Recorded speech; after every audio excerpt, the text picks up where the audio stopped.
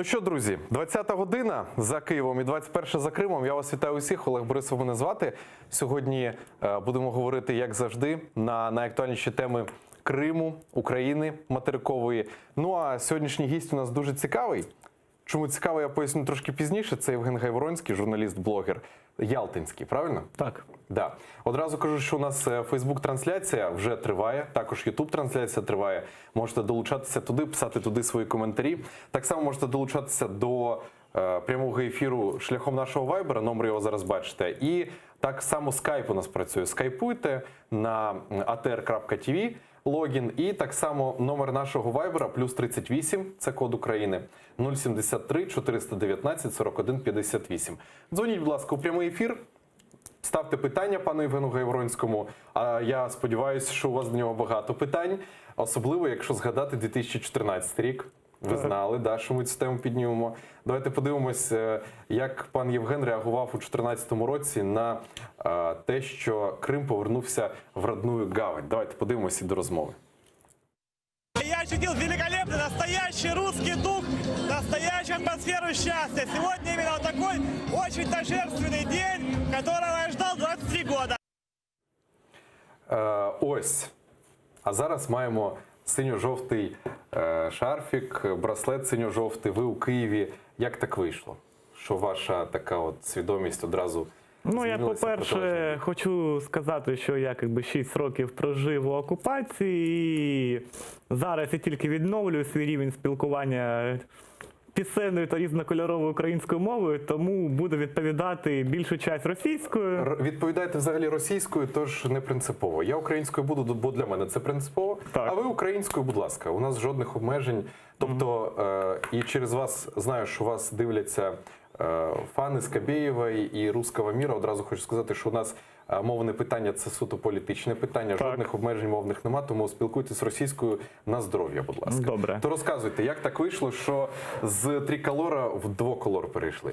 Я хочу сказать, что у меня реально была детская мечта жить в Ялте, да, то есть, ну, вся моя жизнь была посвящена этому любимому городу, и я, с позиции лучшего журналиста Донецкой области уехал в Крым, в Ялту, потому что было предложение развивать уникальный проект монорельса, то есть Ялта, Алушта, Симферополь, Севастополь, кольцевой, то есть, ну, для украинского Крыма это был бы очень туристически перспективный инфраструктурный проект, тем более, ну, экологичный.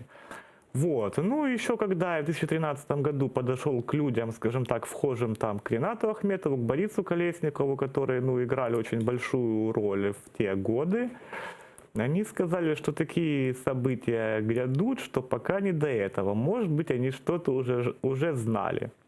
И вот я, как дауншифтер, уехал в любимый город, то есть 13-14 год, честно скажу, я там голодал, было, ну, тяжело, потому что проект монорельса не пошел, меня там звали в Донецк, в Киев, в Москву вернуться в журналистику, но я для себя знал, что я хочу дальше жить в Ялте, поэтому отверг все эти предложения. Потом я наблюдал все эти позиции, но я честно скажу, что я был далек тогда от политики, да, то есть я наблюдав за происходящим як чисте сознання. Але ж, якщо я не помиляюся, ви у 2014 році працювали у якомусь там громадське об'єднання, чи то видання Да, було это... «Народне ополчення», чи щось таке Нет, воно это називалося? была общественная организация «Народное единство». І саме вони збирали підписи за референдум 14-го. Да, я это все наблюдал. Потом в апреле у них была, я так понимаю, по разнарядке из Москвы серия митингов за то, чтобы там аннексировать Донбасс в Россию. Я, проходя мимо, мы с ними разговорились, да, я сказал, что я там журналист из Донецка, сейчас вообще нет средств существования. Они такие, ну давай пойдешь к нас, будешь у нас пресс-секретарем. Вот, я в общем-то пошел, за скромные деньги работал. Ну, Скільки це тоді було? Ну, это было где-то 4, пока были гривны, мне платили там 50 гривен в день, то есть мне там, да, мне хватало, ну, на самую скромную там буквально комнату, да, на самую скромную еду. Вот. Но мне как-то что понравилось, да, то, что, ну, будем справедливы, то есть в внутреннем общении вот эти вот ребята, они сказали, мы вот хотим помогать людям, да. И я это, ну, воспринимал, знаете, как такой год там очистки кармы, позитивной кармы, потому что политических вопросов, ну, прям так, я этого тогда еще не понимал, не было, то есть через меня прошли там тысячи ялтинцев, да, я узнал все их проблемы, ну и во многом благодаря этой общественной организации и началось мое прозрение и понимание того, что на самом деле происходит. Ну, але ж дивіться, у 2014 році, от ми, до речі, перед цим ефіром з вами, я спілкувався з Айдаром Муждабаєвим, якось нас зачепила з ним розмова щодо вас. Нічого поганого, ніхто нічого не говорив, але от ми зупинилися на тому, що нам стало незрозуміло, як так вийшло, що ну, усі здраві люди у 2014 році вони розуміли, що відбувається. А ви так радикально кричали 23 роки, я цього чекав, і що воссоединення, родная гавань. Слухайте, весь світ тоді побачив кадри, коли БТРи заїжджали на територію Криму, там, коли броневики, коли люди ці от зелені чоловічки. Ну це ж ще було зрозуміло. Знаєте, я от коли готувався до інтерв'ю з вами, у мене складалося відчуття, що от у вас тоді було фінансове становище більш-менш нормальне, а потім, коли ви стали непотрібні окупаційній владі, вас видворили. І ви почали тепер з прапорами України, з там двоколорами там, і так далі, триколори всі поспалювали, Путіна обзиваєте і так далі. От мені цікаво, що змінилося у вашій голові буквально за такий короткий період. Вообще не так. На самом деле вот денег не было вообще. Конец 13-го, начало 14-го года. Там. Чтобы было понятно про БТР и про вот это вот 23 года, я вам скажу так. Я на самом деле был как дауншифтер, я думаю, люди как бы с Крыма скажут, что у меня вот Wi-Fi появился в той комнатке, что я снимал в 2016 году. То есть я, ну, в принципе, не получал какой-то альтернативной информации весной 2014 года. Тобто, можна сказати, що І ті про- люди, які були на площі, як ця площа, до речі, зветься, де от ви кричали, що Это Крим была наш? набережная Ялты, я вам скажу так. Я как бы так, ну, подумал, что такого прикольного исполнить, что по телевизору показали. Ну, в общем-то, исполнил. Ну, теперь я понимаю, что была большая глупость, но я в прошлом году за это как бы извинился перед всеми. Я считаю, как бы, что извиняться, ну, как бы нужно один раз, да, и потом, как бы, ну, уже я как бы готов отвечать на этот вопрос. Ну, как бы, извинения я уже принес еще год назад. Ще коли Рефат Тагачубаров він дав коментар щодо того, що от вас депортують з Криму, ви там підписані, от і я вас презентував тут на АТР, як Євген Гайронський, журналіст та блогер. А як же можна вас називати журналістом, якщо ви так однобічно у 2014 році сприйняли всю інформацію без аналізу другої сторони? Журналістика – це ж А першочергово, я це баланс новин. журналистики именно тогда не работал. Я журналистики вот в конце 2013 года ушел из донецких новостей. И я бы хотел еще добавить момент про вопрос о деньгах, да? То есть на самом деле по деньгам у меня было бы все хорошо, если бы я остался с россиянами, потому что мне как бы близкие генерала Туманова предлагали другой паспорт с другими цифрами сделать.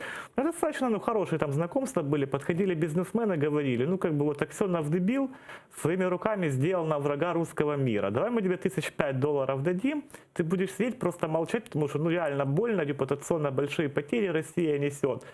Я как бы все эти предложения отверг, потому что, ну, это опять же вопрос какого-то духовного роста, осознания происходящего, ну и вообще я вижу, что оно как к чему идет, и я понимаю, что какое-то нормальное будущее, возможно, если мы вот эту всю как бы оккупацию ликвидируем, и будет такой же, ну, нормальный, свободный мир, как в Украине, потому что у России вообще нет будущего, это реально тюрьма. Коли ви почали називати анексію, окупацію Криму саме окупацією? Ну вот с марта 2019 года. А до цього всі ці роки? Ну, Що думали, як сприймали? Бо ви почали, я пам'ятаю, ми вас включали на АТР, на ранковий ефір, і ви там вперше заявили про занедбання Ялти, що там вирубають ліси і так далі. Але ж ви тоді ще були в Ялті. То як ви тоді висловлювались? І яка у вас тоді була вже позиція? но у меня позиция была даже раньше марта 2019 года, просто, скажем так, чтобы достичь каких-то целей, да, потому что, ну, опять же, когда мне пришло это понимание, потому что я очень много расследовал в Крыму, да, я боролся с ОПГ Сейлем, которая сейчас во власти, и у меня возникла идея развалить их внутри, стравливать их друг с другом, да, то есть это вот кейс Туманова, который закрывал Ростенко, и которого я возил по южному берегу Крыма, передавал ему документы, показывал, где что делали Ростенко и Аксенов. и мне Туманов сказал, что вот как бы Поростенко по Аксенову стопроцентная статья бандитизм, и им как бы светят очень большие сроки, я их закрою. Що, чи знали ви, ну якщо от ми умовно вже створили дату приблизно, що це 19 рік, коли ви нарешті зрозуміли, що це окупація і Росія країна-окупант. Чи чули ви, як журналіст, ви ж тоді вже були журналістом, блогером, про затримання кримських татар, про затримання українців на території окупованого Криму? Чи чули ви про це? Чи знали ви про це? Я вам скажу удивительную вещь, ну поймите меня правильно. У меня на какой-то период даже была такая мысль, что, ну, я лично общался с крымскими татарами, у меня как бы там много друзей есть, да. Я даже еще в 16 году помогал крымско-татарской бабушке-инвалиду из Звездочки, чтобы ей дали нормальную квартиру. Вот, и я просто увидел, что, ну, как бы абсолютно, ну, нормально, адекватные, позитивные люди, там, даже позитивнее, адекватнее большинства вот россиян. И я, если честно, думал, что все эти задержания, это как бы фейк, что это Аксенов создает имидж такого вот как бы зла, да, чтобы отвлечь внимание от своего воровства и коррупции. И только потом я понял, что реально люди страдают, что их задерживают. И то есть это, ну, это вообще лютый беспредел, это, конечно же, геноцид. Тобто, згідно з ваших слів, можна зробити висновок, що Крим у повному тотальному інформаційному вакуумі? Вообще, в беспощадном вакууме. Про що вам говорить цифра 115? Это число крымских татар, находящихся в местах лишения свободы в России? Не лише кримських татар, але й українців, так само, так. Да. Як бачите зараз їх звільнення? От порівнюючи те, що ви прожили під окупацією, зрозуміли, що це все ж таки окупація минулого року, і зараз знаходитесь на материковій Україні. Який бачите вихід із ситуації, і як би звільняли кримських татар і українців, які незаконно ув'язнені у окупованому Криму? Я считаю, что как бы, ну, мы понимаем, что 21 век, да, что информационное поле, семантическое поле, что вот это вот и оказывает очень большое влияние на происходящее. Поэтому нам, во-первых, нужно кардинально переломить информационную войну, да, развенчать всю ту ложь, всю ту пропаганду, всю ту информационную гниль, которую массированно Россия накачивает в мозги людей. И очень важный момент – это именно экономика, потому что, опять же, там, с 1980 года все противостояния в мире, они происходят именно на экономических рельсах. Я как бы готов это подтверждать, да, это государственная тайна, что в Керчи очень большое нефтяное месторождение. И что одна из главных причин аннексии Крыма, потому что Путин хотел захватить это вот месторождение. И вот именно санкции, главный их плюс, то что Россия и Путин, они не получают технологий, которые позволили бы им эту нефть добыть. А поскольку сама модель путинизма, она привела к тому, что вся интеллектуальная элита эмигрировала из страны, своими силами они технологии добыть не могут. Но я считаю, что поскольку, ну, Россия в своей агонии совсем перешла уже к беспределу, да, вот сегодня я слышал там Олега Приходько, новый виток репрессий против него произошел. Поэтому я считаю, что нужно экономические методы давления усиливать. Тот же самый SWIFT россиянам отключить. У них же вся модель построена, что близкий круг Путина из ОПГ «Озеро», они воруют внутри страны вот с этих вот потоков нефтегазовых и выводят все за границу. У них паспорта у всех иностранные, у них все семьи живут за рубежом. Отключить им SWIFT, я думаю, очень быстро все украинские политзаключенные вернутся домой, и Крым тоже вернется домой. Чи зустрічались ви з Аксьоновим? Можливо, особисто з ним знайомі? Я с Аксеновым встречался еще в 2016 году в гостинице «Ялта». Я хочу сказать, что я долгое время занимался именно написанием статей про наркоманию. Мой близкий друг Александр Закревский, ученик Довженко из Феодосии. И вот когда я посмотрел на Аксенова, у меня сложилось впечатление, что он амфетаминовый наркоман. Потому что в качестве журналиста «Комсомольской правды» тогда еще я ему задал несколько вопросов, он отвечал не впопад, у него вот мимика лица была, да, то есть вот манера построения речи, вот как именно у амфетаминовых наркоманов, которые я видел в наркологическом диспансере в Донецкой области, когда мне Закревский показывал, что это и как это работает. Еще одна встреча с Аксеновым. По его же он хотел, чтобы состоялось 6 марта 2019 года, когда я приехал в маски-шоу, 12 автоматчиков, которые мне вывернули всю квартиру, там нагнетали там, ну, там, моих там родственников, которые тоже оказались в тот момент в той квартире. Мне такой мужичок в пальто лысоватый, может быть, это и был этот самый Уткин, начальник центра пресловутого, сказал: Либо ты сейчас едешь к Аксенову, он нормальный мужик, вы с ним договариваетесь, либо, ну, как бы ты будешь уничтожен. А почему едешь к Аксенову? Он мне сказал, у нас полный провал в информационном поле, и нам очень важен такой шаг, что такого как бы лидера вот оппозиции к Аксенову переманить на свою сторону и как бы лишить все сопротивления какого-то, вот, так сказать, острия. Ну, я ему как бы сказал нет, да. И я хочу сказать, что именно многие вопросы, они реально решаются, ну, вот, какой-то личной силой. У россиян, они вот, знаете, вот как бы тяжелая система, она вот вся как бы закостеневшая, да, она не мобильная. Они привыкли, что вот народ по умолчанию должен терпеть, народ по умолчанию боится любого силовика и принимают условия. А когда ты начинаешь жестко контратаковать в разговоре с ними, вести себя нестандартно, нетипично, даже он будет. В психологии есть такой метод провал маятника, да, там. Вот, ты как бы, у тебя есть шанси вистояти. Тобто погрози на вашу адресу були? Погроз було дуже багато і мені, і моїм близьким, але я це вистояв, витримав. Коли ви зрозуміли, що вас видворять або ув'язнять у Криму?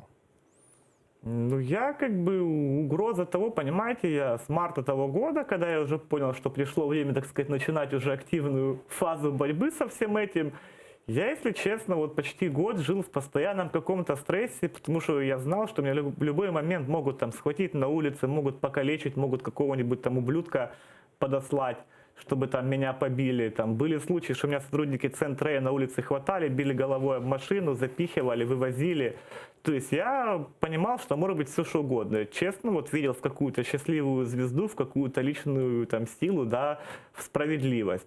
Что касается депортации, то это действительно вот удивительная история, как я вот оказался в Украине, ну, скажем так, определенные люди, кому положено как бы всю суть, знают, чтобы из-за соображений безопасности этих лиц я эту историю расскажу там, ну, там, через какое-то время, да, потому что сами сотрудники Центра мне прямо говорили, что мы тебя отправим в подвалы ДНР, так называемой, потому что у меня в паспорте стояла, ну, и стоит прописка по Донецку, в паспорте гражданина Чи не Украины. боялися, що туди вас відправлять?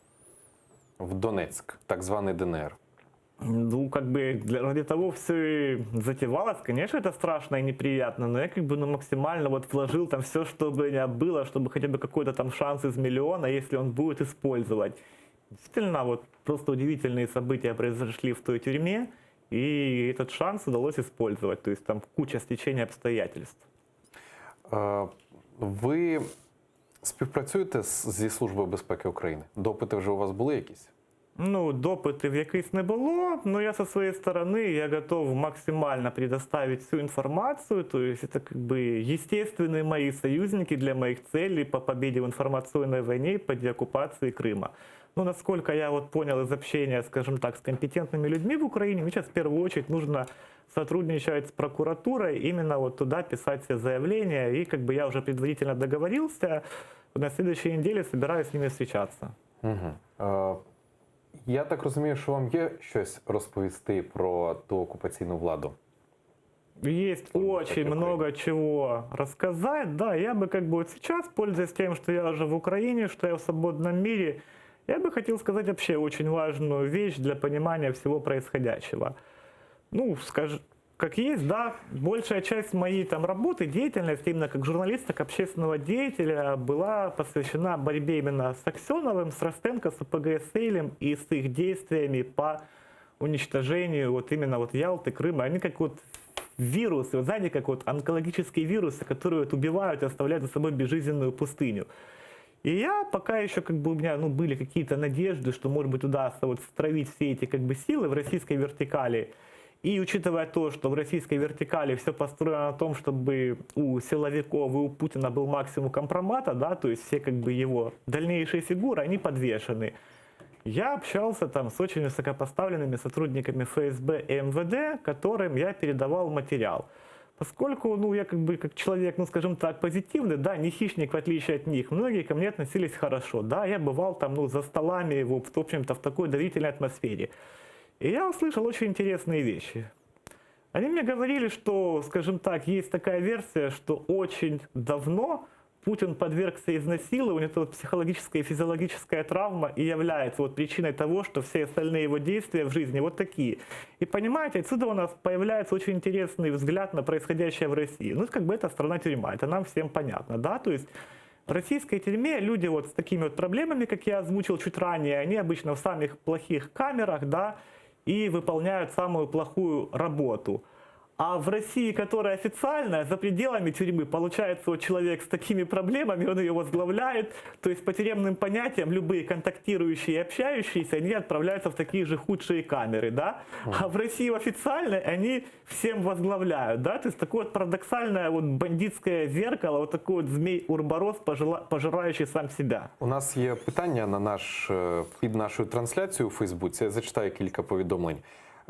Чи ходили ви на березневий концерт з Путіним на річницю окупації у березні 2019 року?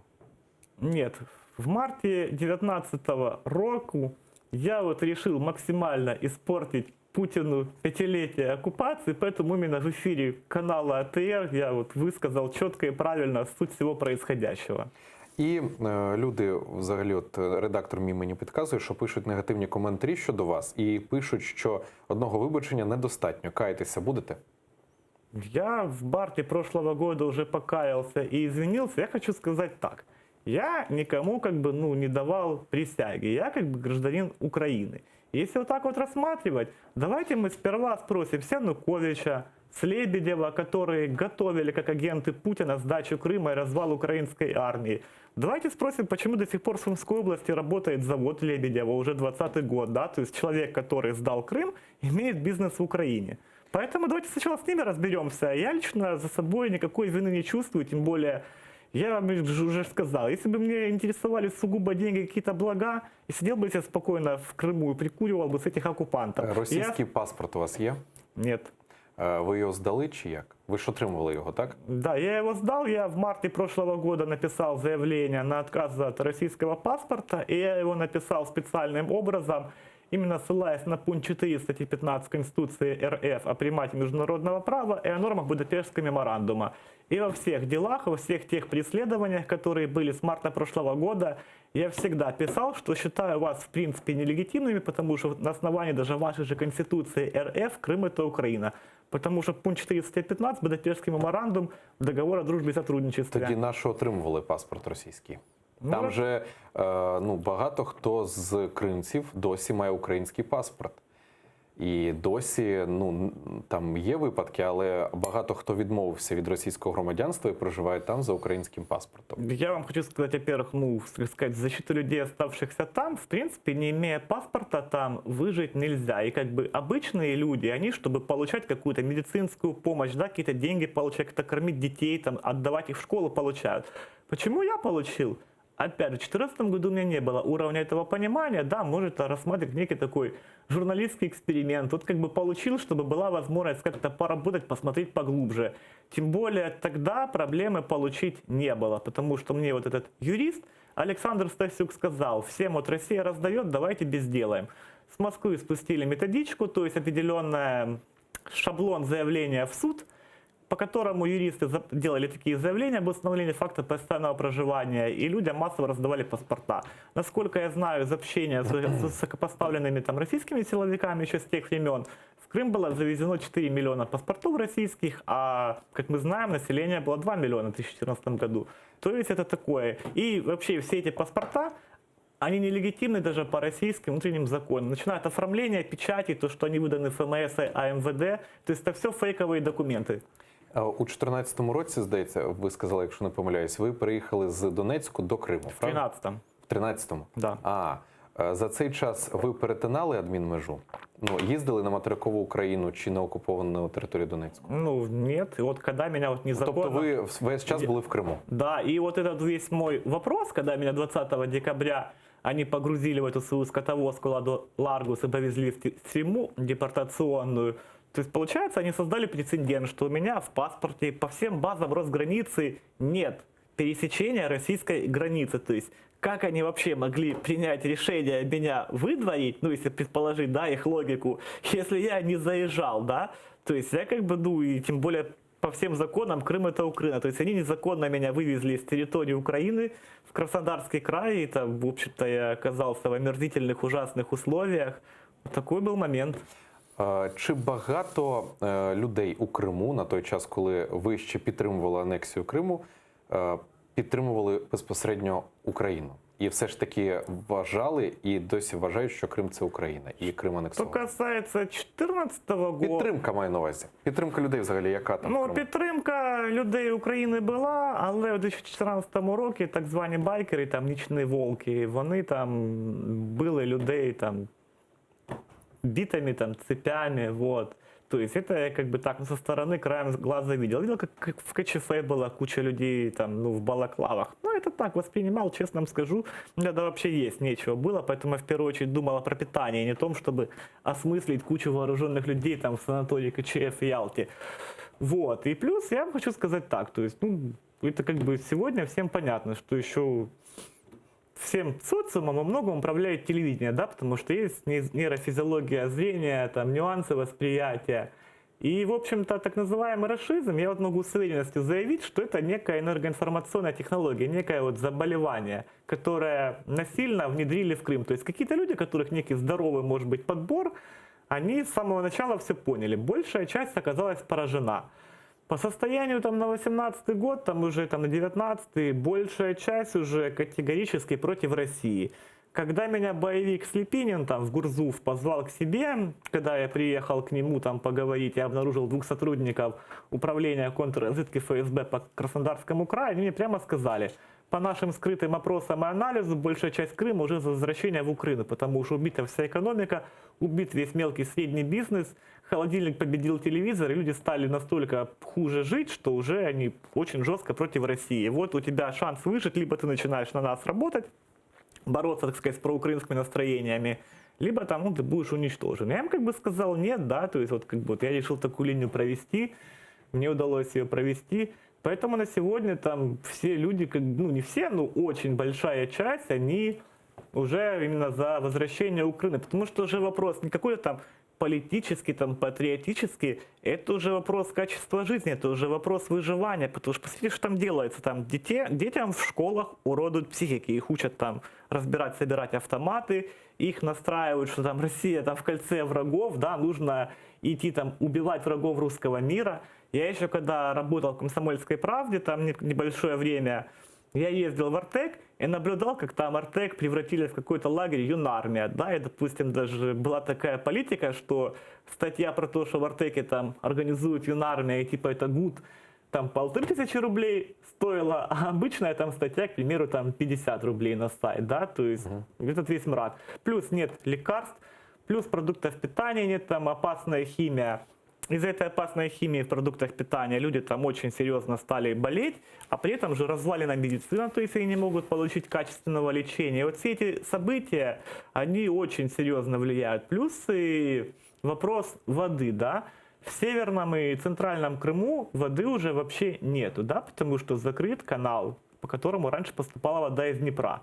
Жадность Аксенова и Константинова, которые за деньги от Фирташа все грунтовые воды Крыма отдали ему на заводы в Армянске и Красноперекопске, да, привела к тому, что тот небольшой запас грунтовых вод в Крыму уже к 2016 году был исчерпан, и пошло массовое засоление вод. Даже российские эксперты, российские специалисты это признают. И это очень страшно, на самом деле это страшнее, чем Чернобыль, просто это замалчивается. Я просто не представляю, какого размера должна Украина получить с России компенсации, чтобы восстановить вот эту вот часть Крыма после вот этих вот всех трагических явлений. Чого, на вашу думку, зараз найбільше боїться окупаційна влада? Тому що щоразу бачимо, що настрої тих, хто кричав, що Крим наш, і радів поверненню Криму в родну гавань, зараз або замовчуються, або потрошку все ж таки висловлюються і дивляться, ну, розкривають собі очі, що все ж таки окупант є окупантом, і життя краще не стало. Чого боїться насправді оккупационная влада зараз? Правды боится и боится интернета, потому что давайте посмотрим официальные пропагандистские рупоры Кремля, там та же самая «Комсомольская правда», там местные СМИ, у них вообще там мизерные просмотры, там 2-3 лайка, а вот то же самое ТР, Крым Реалии, там обозреватель иногда пишет, они массово распространяются в Крыму, люди их читают. Как бы, ну, вот то поколение, пенсионеры, которые привыкли получить информацию с телевизора, оно в силу естественных причин, там, ну, многие уже ушли. Больше молодежь, среднее поколение. Среднее поколение молодежь, они все живут в гаджетах, да? Они получают новости с интернета.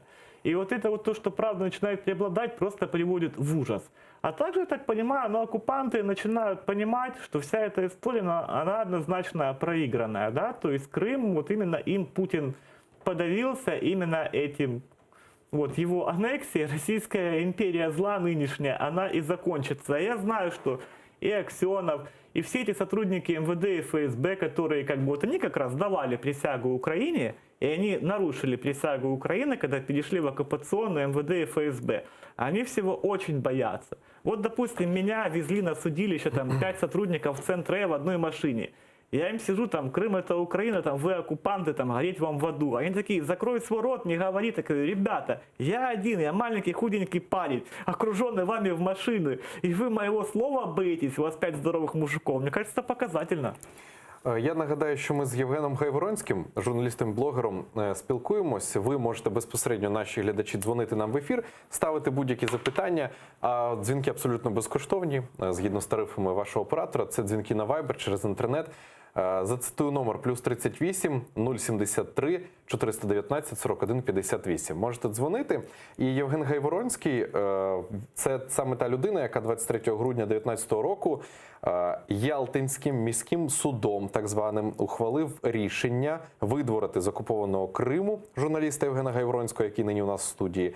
У листопаді так званий суд в Криму штрафував пана Євгена на 30 тисяч рублів за пост в соцмережі Facebook, в якому той, за версією кримських так званих правоохоронців, назвав президента Російської Федерації Володимира Путіна нецензурним словом.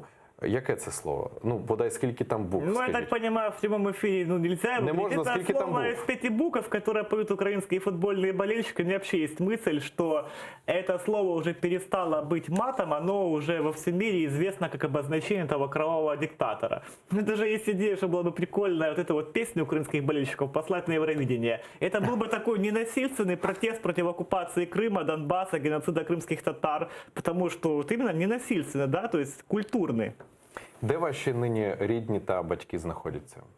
Ну, мои родственники сейчас находятся в Донецке, но они как бы далеки от политики, и я как-то, ну, в общем-то, понимаю, что... Ну, але тримаєте з ними зв'язок? Да. В Криму хтось лишився з ваших знайомих, друзів, з ким тримаєте Ну, в зв'язок? Крыму остались друзья, их очень мало, но именно мне события марта 2019 года показали, кто есть настоящие друзья, а кто люди, которые ситуативно общаются, и, в общем-то, в такой момент они все очень проявились. Так что, на самом деле, я судьбе благодарен, да, а она мне очень хорошо показала, кто есть кто на самом деле. У нас є дзвінок від нашого глядача. Давайте приймемо його. Доброго вечора. Як ви нас чуєте? Ви в ефірі. Витаю, це Луганщина. Да, витаю.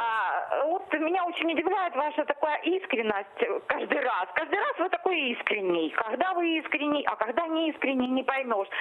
И вот это вас вы не знали целых 6 лет. Я вот смотрю, Якут, вот этот Якут, Александр Габышев живет, ну, как бы мне кажется, у него меньше возможностей узнать, что происходит и в мире, и в России, и вообще. И он как бы продвинутей вас. В информационном плане он понимает, кто такой Путин, что происходит в России как-то. А вот ваши эти отговорки о том, что вы как-то однобоко получали, ну, не знаю тогда, кто из вас чукча тогда больший. Да я могу на этот вопрос ответить. Как я уже сказал, ну на самом деле я в 2013-2014 году политикой, всеми этими явлениями реально не интересовался. Но чтобы вы понимали, то есть я, допустим, отказался там, от предложения работать в аппарате Бориса Колесникова, когда он был вице-премьером, потому что мне интересно было жить именно в Ялте. И на самом деле как бы есть такое понимание, что ну, не спускать в слой своего мира негативную информацию. Я как бы, когда жил в Ялте первые годы, я больше интересовался вот морем, прогулкой по лесу, катанием на теплоходе. То, что шаман Александр Габышев продвинутый, ну, я вам так скажу, ну, для нашей вот стратегической цели я, допустим, понял, что это оккупация, что это зло, ну, раньше, чем март 2019 года. Но если бы я это озвучил раньше, мне бы, допустим, не удалось пообщаться лично там с Тумановым, поучаствовать в кампании, вот именно попытки закрыть Ростенко, раздобыть кучу материалов. И если мы посмотрим историю в целом, да, то благодаря всем этим событиям я как бы чудесным образом все-таки оказался в Украине. Я как бы привез сюда очень много интересного, которое поможет как бы всем конструктивным силам Украины выиграть информационную войну и вернуть Крым, да, ну а шаману Габышеву я хочу пожелать успеха, чтобы он все-таки уничтожил этого демона зла Путина, и как бы те здоровые люди, которые в России остались, я считаю, что они тоже как бы заслуживают, ну, на какую-то нормальную жизнь. І ще один телефонний дзвінок від нашого глядача. Доброго вечора, ви в ефірі, будь ласка. Так, ви в ефірі, доброго вечора. Як нас чутно?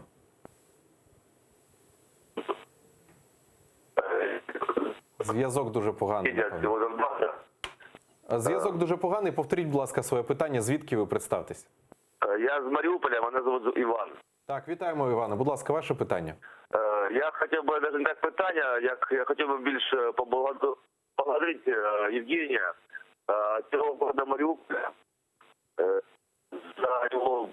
за те, що він показує, що Донбас – це Україна. Он родом из Донбасса, да, из Донецка. Да, Донецьк.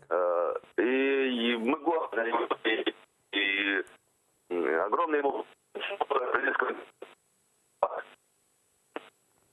Ну, це дзвінок вдячності. Але попри це, дякую вам дуже за Да, ваш тоже дзвінок. дякую. Мариуполю респект. У меня в Мариуполе друзья, то есть есть хорошие, с которыми до сих пор общаюсь. И, кстати, вот общался именно вот с друзьями из Мариуполя. И они рассказали, что именно сейчас при новой Украине город действительно стал красивее, лучше меняться. И даже что-то происходит в плане решения экологических проблем. И я думаю, этот опыт будет полезен, когда будет Россия изгнана из Донбасса, чтобы решить те экологические проблемы, которые она там устроила. Знаєте, я, попри ваш дуже класний шарфік, попри дуже класний Это мне браслетик, подарили на Майдане Незалежности, подошла тетенька, вот взяла и мне повязала на руку. Это как, некий знак я воспринял, это крутое событие. але попри це я все одно дуже обережно ставлюся до людей, які кричали на площах «Крим наш, спасіба Путіну за возвращення», а сьогодні так різко перефарбовуються. Ну, вибачте, це такий я вам можу факт. То у мене питання, дивіться. Є дуже багато випадків, дуже багато, реально, зокрема і серед кримських татар, за їх проукраїнську позицію, до них вривалися силовики додому. Є випадки, коли цих чоловіків, громадські активісти, просто журналісти, просто звичайні громадяни, які відмовилися вивішувати російський прапор, їх або засуджували, або над ними знущалися, або їх вбивали. У мене питання одне до вас. Чому ви живий? Я хотел бы начать с того, что по поводу переформовался, так? Давайте вот такой пример приведем. Вот есть, допустим, школа, есть программа 1 класса, есть программа 11 класса. И если вы спросите у первоклассника вопрос там из квантовой механики, он вам не ответит. Если вы спросите у 11-классника такой вопрос, уже что-то можно узнать. Вот то же самое. В 2014 году, грубо говоря, у меня уровень знаний 1 класса, позднее уже намного больше знаний. Что касается, почему я живой, ну, наверное, потому что я... Просто чому саме вам дали можливість вижити, навіть не А в мне буцегарні? никто не давал. А вас депортували. Ну це, вибачте, це помилування, можна так Мне сказати. никто не давал возможность... Але ви різкіше виражаєтесь проти Путіна, проти окупаційної влади. Деякі громадські активісти, наприклад, Наріман Мімідімінов, він взагалі сидить за просто пост в Фейсбуці про підтримку, про зібрання. Да? Тобто там жодного слова не було проти там якогось образливого. Тобто, а ви без фільтру валили на Путіна, валили на Аксьонова, але знов ж таки живий, здоровий і депортований. Я хочу сказать так, что никто... Мені це не зрозуміло. Може, ви никто засланий казачок? Ни в коем случае. Мне никто возможность выжить не давал. Я думаю, мы где-то, может быть, через месяц с вами еще раз встретимся, и уже появится возможность рассказать, как мне удалось спастись именно из вот тюрьмы в Краснодарском крае. Потому что они меня хотели в еще более жесткие условия, чем сидят люди в России, отправить именно в Донецк, в подвалы, потому что мне прямым текстом говорили, что вот нам сейчас приходится по обмену отдавать Асеева, и мы тебя отправим в обменный фонд.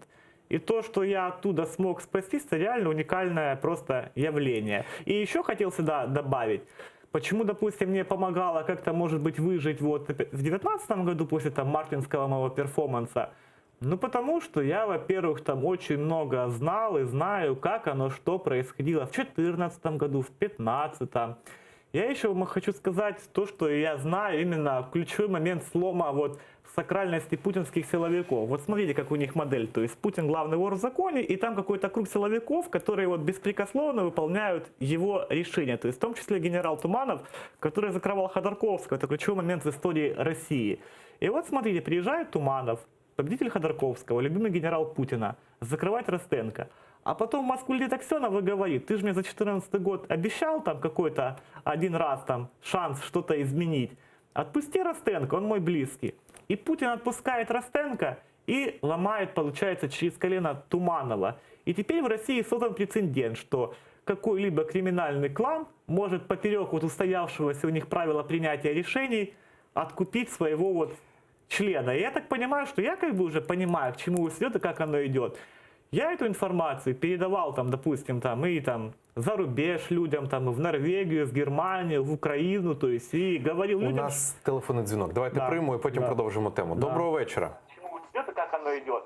Я эту информацию передавал там, допустим, Іде затримка там, по и там звуку. Я одразу за хочу рубеж попросити людям, там, в нашого Норвегію. глядача вимкнути телевізор і суто по телефону нас слухати, аби не було затримки. Доброго вечора. Давайте спробуємо з вами зв'язатися. Чуєте ви нас? Да, чую, да. Да, будь ласка, просто ехо йде, я чую, що ви з телевізора нас дивитесь. Будь ласка, представте, звідки ви і ваше питання. Не було затримки. Доброго вечора, давайте спробуємо. Это с Крыма вас беспокоит. Я Марлен. Да, Марлен, будь ласка, ваше питання. Я хотел бы прокомментировать. Дивитесь. Будь ласка, представте, звідки ви і ваше питання. Не було затримки. Доброго вечора, давайте спробуємо. Это с Крыма вас беспокоит. Я Марлен. Марлен. Да, это... я хотел По бы звуку, да. прокомментировать. Зробіть просто тихіше комп'ютер і слухайте нас суто через телефон. І, будь ласка, коментуйте. Хорошо, ага, это... я хотел бы прокомментировать и сказать, что предавший раз предаст и дважды. Я хотел бы... Маєте репліку, будь ласка. Марлен на прямому зв'язку зараз. Я хочу сказать, что я не считаю себя предателем, и я действительно никого не предавал, потому что, опять же, в 2014 году именно то, что было захвачено Януковичем, Лебедевым власти, то, что была развалена армия Украины, ее обороноспособность, просто оставили людей беззащитными, которые даже не могли как-то вот, им некому было защитить, они просто оказались перед фактом, что вот зашла Россия. Я, опять же, никому никогда не давал присяги, я вольно определяющийся. И какого-то еще раз предательства я тоже как бы не совершал, потому что я считаю, что я разоблачил обман, да? То есть можно так сказать, что я в Слухайте, легкой... ви так гучно сказали, розоблачили обман ще у 2014 році, коли ми побачили всі війська. Ну, это вы разоблачили, а в вакууме, тем более, что я был, опять же, от этого всего далек. Слухайте, ну телеканали ж там є, супутникове телебачення є, наприклад, АТР на супутнику там транслюється, соціальні мережі, Фейсбук, BBC, усі міжнародні партнери, усі якісь інші, всі взагалі країни Я трубили в голос всего про этого не анексію. смотрел. У меня в Фейсбуке появилась страничка первая в 2016 году. Я до 2017 года ходил с телефоном Nokia N86. Я вам честно скажу, что я реально был от многого далек. И я за свои слова отвечаю. І от в мене тепер ще одне питання. Знову ж таки, я повторюсь, питання те саме, як я на початку сказав. Ви журналіст. Да. То якого ж дідька ви таке коїли, якщо ви себе звете журналістом? Журналістика – це баланс думок, це збір, аналіз з першого боку і з іншого боку, і з усіх сторін. І викладання балансу думок. А ви виходить так, що з 16-го року, з 17-го, під час анексії називали себе журналістом, але ж, по суті, ви пропагандистом тоді були? Ну, я, скажем так, был сотрудником пропагандистского издания, когда я работал в «Комсомольской правде». И именно потому, что я понял, что это пропагандистское издание, когда нам озвучивались требования 5 раз в день упоминать Аксенова, когда были огромные стоп-листы, чего не писать, я оттуда ушел. Потом я работал в примечаниях. Ось дивіться, ми зараз бачимо кадри, якраз це початок анексії Криму. Тобто ви не бачили цих кадрів? Ці кадри облетіли весь світ. Тобто так званий референдум, так зване волевиявлення кримчан, кримців.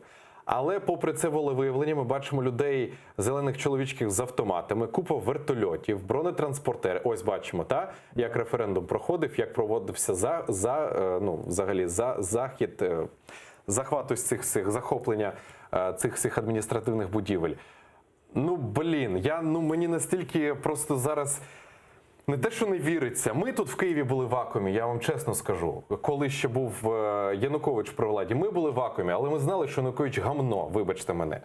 Але там сидіти, коли всі б'ють на сполох, коли під будівлею Верховної Ради в Криму в Сімферополі зібрався мітинг проплачені алкоголіки якісь з російськими прапорами, тунеядці, які просто кричали те, що їм сказали. Кримські татари кримські з українськими прапорами. Ну це бачив весь світ. Як ви цього не бачили, живучи в Криму? Про противостояние в Симферополе я слышал, но я к нему серьезно не отнесся. Кадры с вертолетами я вот только что увидел в первый раз. Я вам так скажу, я 13-14 год, до тех пор, пока я вот в апреле начал участвовать при секретаре в народном единстве, у меня вообще не было денег, ничего, у меня не было интернета, у меня был телефон Nokia N86. И я вам честно скажу, я тогда как-то особо не интересовался, я посмотрел, ну вот люди что-то там добиваются, ну прикольно им. А ви спілкувалися з місцевими? Я спілкувався. Тоді. І У що тобі них казали? они какие-то, знаете, была какая-то эйфория, какое-то у них странное было мировоззрение. Подходили люди и говорили, это какое-то, ну вот реально говно происходит. Я думал, ну такое мнение, но большинство говорило, что вот не говно, да. Я вот обо всем этом, чтобы это было понятно, как оно работало, я написал книгу. Я как бы, ну вот планирую, чтобы эта книга была издана, ее вот сейчас читают ребята с Крым Реалии, с Радио Свобода, да. Вот, и в книге я очень подробно все это описываю, какое было, ну, массовое помешательство, которое, ну, мне, опять же, казалось чем-то, ну, обыденным, нормальным явлением, да, и как оно постепенно, шаг за шагом происходило понимание и осознание. А чим зараз займаєтесь? А чим заробляєте на життя? Ну, поки що нічим, ну, от мені люди там трошки допомогли, так, там, мої там друзі, ну, щоб я тут, ну, щось там було там поснідати, так. Продовжимо ще розмову. Дзвінок у нас є від нашого глядача. Доброго вечора. Представтесь, будь ласка, звідки ви телефонуєте, ваше питання, коментар, будь ласка. Доброго вечора. Я телефоную з міста Києва. І я хочу сказати, я все-таки дивлюся, телефонувала до того, і хочу сказати Гавроновську, нічого сюди їхати. Скажу на русском языке, я вижу, смотрю, что он прожил в Украине всю жизнь и не знает украинского языка. Я обращусь на русском языке. Пошел вон с Украины. Нам ниты эти не надо. Ты не ребенок. Дети понимают, что такое Украина, что такое Родина, что такое предательство. И нечего сейчас тут замаливать всем глаза, уши и сыпать вот эту грязь. Не нужны нам такие предатели Украины. Иди целуйся с Путиным. Из-за таких, как ты, погибли ребята. Сидят в тюрьмах и погибли. Многих убили. В Крыму татар, которые являются, который Крым является Украиной. И такие швали, как ты, которые заселились в Украине, в Крыму, и в России их хватает. Нечего делать в Украине. Я прошу тебя, чтобы такие, как я, не поднимались и не душили вот такую шваль. Убирайся отсюда. Нам хватит дерьма здесь. Самим бы справиться с тем, что осталось. Ты не понимаешь, что сейчас теленочком, показывая себя теленочком, ты предатель. Ты предал, и ты ничтожен, значит, тебя смотреть противно. Не то, что с тобой разговаривать и слушать еще по каналах ТРК.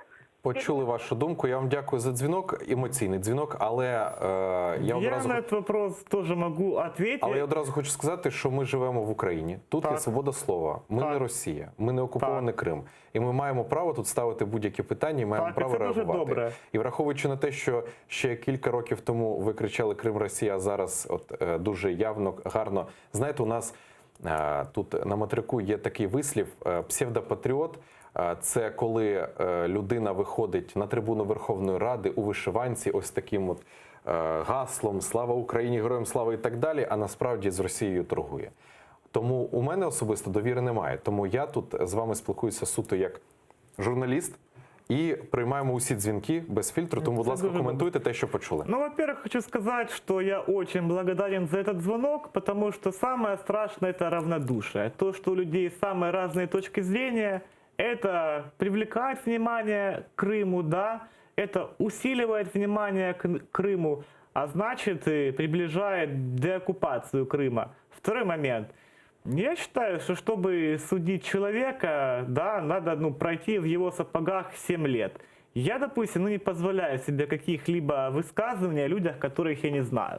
Допустим, там Аксенова, Ростенко, там действия Путина я очень подробно и глубоко изучал, и поэтому я считаю себя в моральном праве давать какие-то оценки. То есть то, что я абсолютно готов к такой реакции на меня, да, то есть я считаю, что главный результат. Я категорический противник того, чтобы торговать с Россией, да, то, чтобы выходить в вышиванках и заниматься псевдопатриотизмом. И вообще, как бы после того, как я там, пожил 6 лет в оккупации, если честно, слово патриотизм, вот есть такой термин зашкварное, да, вот именно там, в российской, так сказать, парадигме, оно стало зашкварным.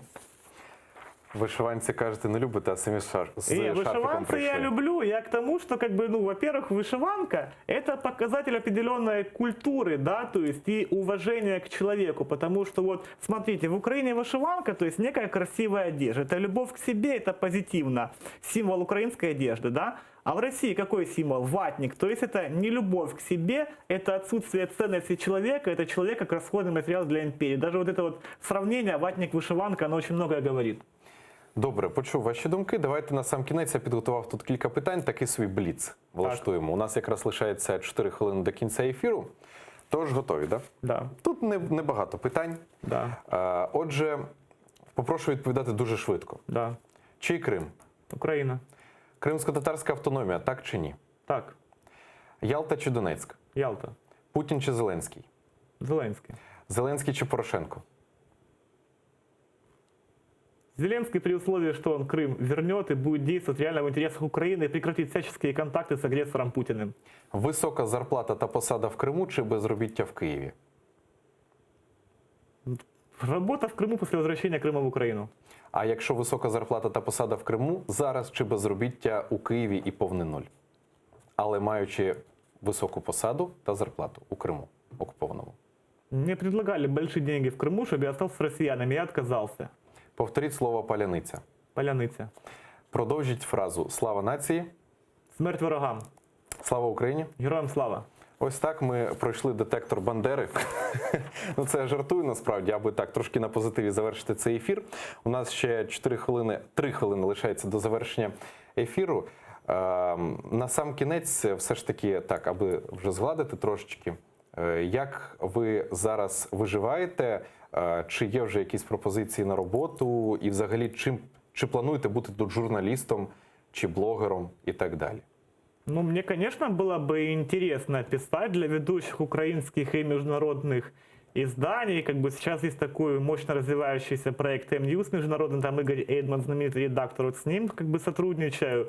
Потому что, я считаю, что как бы мои знания нужно максимально использовать для победы в информационной войне с Россией, поэтому я с большим удовольствием бы писал. То есть я предварительно говорил с ребятами из Крым реалий, да, то есть вижу, как бы тут и другие есть ресурсы, с которыми, может быть диалог. Поэтому, пока что я, грубо говоря, в нуле, я жду, когда мне сделают справку переселенца, все документы, потому что, без бумажки как бы и тут. Но в отличие от России, здесь без взяток быстро и качественно делают документы. Ну, паспорт України у вас є? Конечно. Да. Добре, дякую вам дуже за те, що прийшли. Дякую, що Вам дякую. Дуже цікавий ефір. Дякую. І сподіваюся, що все ж таки ось ця візуалізація патріоту, все ж таки головне буде ось тут. Звичайно. У серці. Слава Україні! Героям слава. Дякую вам дуже. Євген Гайворонський, журналіст та блогер, був гостем цієї години в нашій студії. Знову ж таки, запросили його до цієї студії, бо багато, ось бачу, коментарів пишуть, нащо ви його запросили і так далі. Я нагадаю, що ми живемо в Україні, свобода слова. Ми маємо показувати усіх людей, які кричали, раділи Крим нашу, зараз радіють Україні, і маємо виводити усіх людей на чисту воду. Саме для цього і є телеканал АТР, без цензури, без жодних якихось перекосів в інформаційній політиці і так далі. Тому, будь ласка, пишіть нам на Фейсбук, підписуйтесь на сторінки. І у нас лишається 2 хвилини до кінця ефіру. Я хотів би звернути вашу увагу на те, що вже всі, практично усі, і колеги наші, і взагалі українські ЗМІ, шириться інформація про те, що АТР може взагалі пропасти з сигналів супутника. На жаль, це ймовірно і, на жаль, це правда. Як ви бачите, ми скоротили кількість ефірів через те, що ми досі не отримали обіцяне і проголосоване держфінансування від України. Народні депутати ще у 2018 році у грудні проголосували за надання державної підтримки, і досі ми цю підтримку не отримали. І саме від цієї підтримки залежить проплата за супутник і проплата за оренду цієї будівлі і так далі. І ми запустили донейт. Ви зараз бачите на наших екранах номер картки. Ви можете саме туди відмовитись від чашки кави, надіслати туди свої гроші. І тут навіть, знаєте, не в грошах справа, а справа в підтримці, в народній підтримці. Ми в майбутньому хочемо бути народним телеканалом, аби ми не залежали від тієї чи іншої влади. Ми хочемо нести чисту інформацію, без цензури, і хочемо робити свою журналістську справу. Тому, якщо вважаєте за потрібне, підтримайте, будь ласка, АТР. Ми цьому будемо дуже і дуже вдячні. Я дякую всім за увагу, я дякую всім за дзвінки, за те, що писали нам. І залишайтесь з АТР. Завтра ми так само продовжимо прямі ефіри у вечірніх слотах. Мене звати Олег Борисов. Дякую, що були з нами.